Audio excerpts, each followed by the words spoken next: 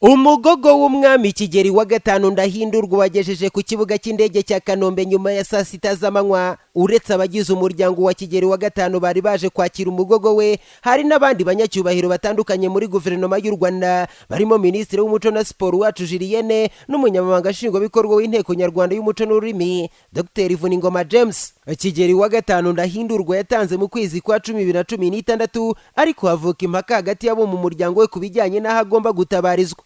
Bamwe bifuza ko atabarizwa mu Rwanda, abandi bifuza ko atabarizwa muri Leta Zunze Ubumwe za Amerika aho yaguye anahamaze igihe mu buhungiro. Izi mpaka zakemuwe n'urukiko rwo muri Leta ya Virginia muri Leta Zunze Ubumwe za Amerika, zirasobanura impamvu uyu mugogo w'umwami wa nyuma wategetse u Rwanda wari umaze mu mahanga amezi akabaka batatu. Umunyamabanga nshingwabikorwa w'inteko nyarwanda y'ururimi n'umuco Dr. Vuningoma James wavugiye guverinoma y'u Rwanda atangaza ko biteguye gutabariza umwami imwima ya Nyanza. Ibyishimo dufite nk'abanyarwanda byo kuvuga ngo aratashye. Ubu rero aho agereye hano muraruzi ko bamutwaye aho aruhukira, noneho imihango yo kumutabaza ikazakurikiraho.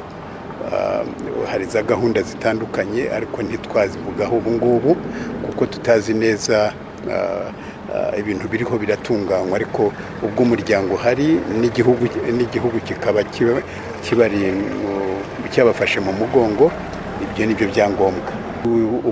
Ubutumwa se muri aka kanya nuko abanyarwanda twese duhaguruka tukavuga ngo nimuhumure, kuko iyo ibintu byabaye bitya bigakomera, guhumurizanya gukomezanya iba ari umugambi ukomeye.